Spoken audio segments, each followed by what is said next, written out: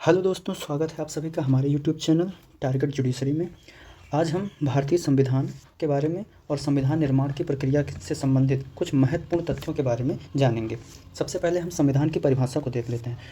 संविधान किसी भी राष्ट्र के लिए एक ऐसा दस्तावेज होता है जिसकी एक विधिक पवित्रता होती है और जो सरकार के अंगों को और उसके ढांचे को, उनके प्रमुख कार्यों को निर्दिष्ट करता है और उन अंगों के संचालन के लिए मार्गदर्शक सिद्धांतों को भी विहित करता है। संविधान सभा की मांग के बारे में अगर देखा जाए तो सबसे पहले बीजी तिलक के द्वारा उन्होंने अपने स्वराज विधेयक द्वारा 1895 ईस्वी में की थी और उसके पश्चात तेज बहादुर सप्रू ने कॉमनवेल्थ ऑफ इंडिया बिल के माध्यम से संविधान सभा की मांग रखी थी।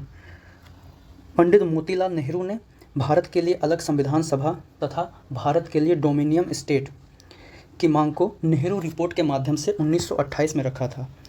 भारत के लिए अलग संविधान सभा को ब्रिटिश गवर्नमेंट के द्वारा अगस्त प्रस्ताव के माध्यम से आधिकारिक रूप में स्वीकार कर लिया गया और उसके पश्चात ब्रिटिश गवर्नमेंट ने क्रिप्स प्रस्ताव के माध्यम से भारतीयों के लिए अलग संविधान के निर्माण का वचन दे दिया। तत्पश्चात 1946 में कैबिनेट मिशन के तहत संविधान सभा का गठन किया जाता है। कैबिनेट मिशन जो कि 1946 में गठित किया गया और इसके अध्यक्ष लॉर्ड पैथिक लॉरेंस थे और दो अन्य सदस्य के रूप में सर स्टेफोर्ड क्रिप्स और एबी अलेक्जेंडर थे। कैबिनेट मिशन ने प्रांतों के लिए अलग संविधान निर्माण की संस्तुति की थी। संविधान सभा का जिस समय गठन हो रहा था उस समय ब्रिटेन के प्रधानमंत्री एटली थे। संविधान का गठन 1942 के चुनाव में निर्वाचित प्रांतीय विधानसभा के सदस्यों द्वारा अप्रत्यक्ष निर्वाचन प्रणाली द्वारा किया गया। संविधान सभा में कुल 389 सदस्य थे, जिनमें 292 ब्रिटिश प्रांतों से तथा 93 देशी रियासतों से और 4 कमिश्नरी क्षेत्रों से चुने गए थे। 10 लाख जनसंख्या पर संविधान सभा के लिए एक प्रतिनिधि नियुक्त किया गया था। संविधान सभा के सदस्य एकल संक्रमणीय मत प्रणाली एवं आनुपातिक प्रतिनिधित्व के आधार पर चुने गए थे।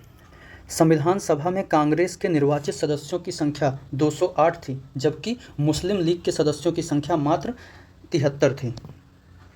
परिणाम स्वरूप मुस्लिम लीग द्वारा संविधान सभा की कार्यवाही का प्रथम अधिवेशन से ही बहिष्कार किया गया। संविधान सभा का प्रथम अधिवेशन 9 दिसंबर 1946 को दिल्ली में हुआ। डॉक्टर सच्चिदानंद सिन्हा को संविधान सभा का अस्थायी अध्यक्ष नियुक्त किया गया था। यह नियुक्ति फ्रांस के नियम के अनुसार की गई। 11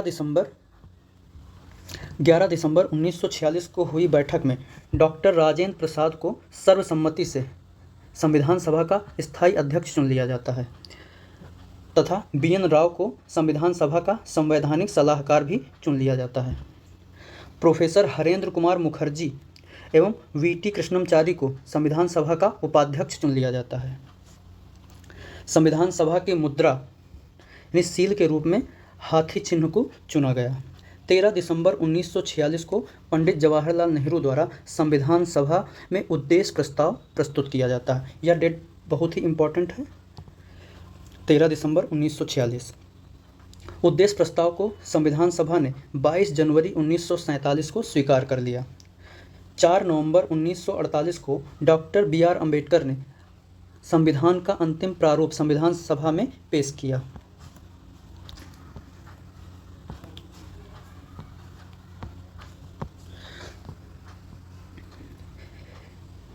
इस पर 9 नवंबर 1948 तक संविधान सभा में सामान्य बहस होती रही।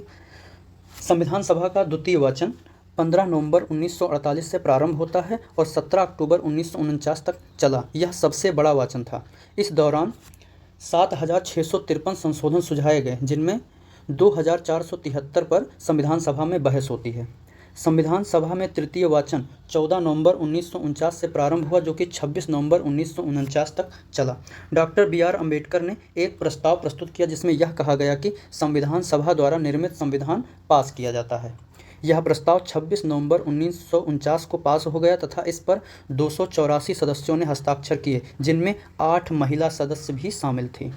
प्रथम हस्ताक्षर डॉक्टर राजेंद्र प्रसाद जी द्वारा किया गया, जो कि हिंदी भाषा में किया गया। अंतिम हस्ताक्षर फिरोज गांधी द्वारा किया गया और संविधान की मूल प्रति पर उर्दू में हस्ताक्षर जाकिर हुसैन द्वारा किया गया। इस पर अधिकतम सदस्यों ने अंग्रेजी भाषा में हस्ताक्षर किए थे।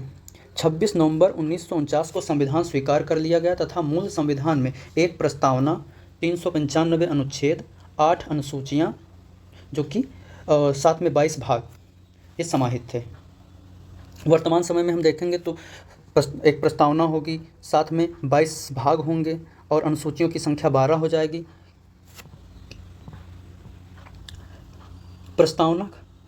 प्रस्तावना का निर्माण पूरे संविधान के निर्माण के बाद हुआ। अनुच्छेद 393 के अनुसार इस संविधान का संक्षिप्त नाम भारत का संविधान है। 26 नवंबर 1949 को ही अनुच्छेद 394 के अनुसार निम्न अनुच्छेदों को लागू कर दिया गया। नागरिकता संबंधी अनुच्छेद, अनुच्छेद 5, 6, 7, 8 और 9। राष्ट्रपति की शपथ अनुच्छेद 60। निर्वाचन आयोग अनुच्छेद 324। भारतीय संविधान की परिभाषाएं अनुच्छेद 366 और निर्वाचन खंड अनुच्छेद 367। अनुच्छेद 379, 80, 388 और 391, जिन्हें कि 7वें संविधान संशोधन अधिनियम 1956 द्वारा निर्देशित कर दिया गया, और साथ में अनुच्छेद 392 जो कठिनाइयों को दूर करने की राष्ट्रपति की शक्ति से संबंधित है, और साथ में अनुच्छेद 393। इन सभी को 26 नवंबर 1949 को ही लागू कर दिया गया और शेष प्रावधानों को 26 जनवरी 1950 को लागू किया गया, जिसे गणतंत्र दिवस के रूप में मनाया जाता है। भारतीय राष्ट्रीय कांग्रेस के लाहौर अधिवेशन 1929 में जवाहरलाल नेहरू ने यह घोषणा की थी कि प्रत्येक वर्ष 26 जनवरी को पूर्ण स्वराज दिवस के रूप में मनाया जाएगा। इसी कारण से भारत के संविधान को 26 जनवरी के दिन लागू किया गया, क्योंकि इस तिथि को एक ऐतिहासिक महत्व देना आवश्यक था। संविधान सभा में कुल 11 सत्र चले। संविधान निर्माण में 2 वर्ष 11 माह 18 दिन का समय लगा। संविधान निर्माताओं ने संविधान निर्माण में लगभग 60 देशों के संविधान का सहयोग लिया। संविधान के प्रारूप पर 114 दिन बहस हुई। भारतीय संविधान के निर्माण में कुल 63,96,729 रुपये का व्यय हुआ था। संविधान की मूल कृति का वजन लगभग 13 किलोग्राम है। संविधान को लिखने में कुल 432 नींव घिस गई थी और संविधान की मूल प्रति को लिखने के लिए 303 नंबर की नींव का प्रयोग किया गया, जो कि इंग्लैंड के बर्मिंघम से आयात की गई थी। संविधान निर्माण की विभिन्न समितियां।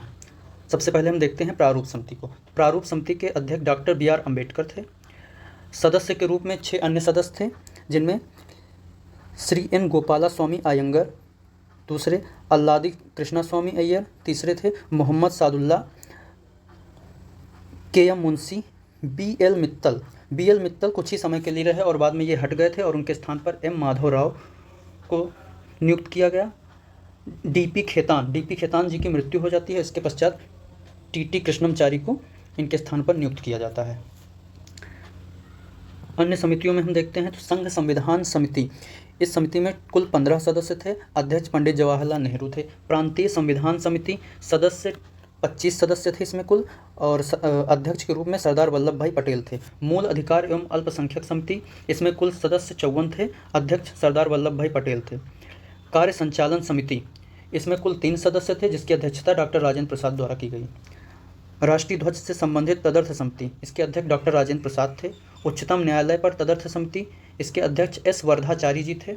नागरिकता से संबंधित तदर्थ समिति, अध्यक्ष S. वर्धाचारी। संविधान सभा के अन्य कार्य।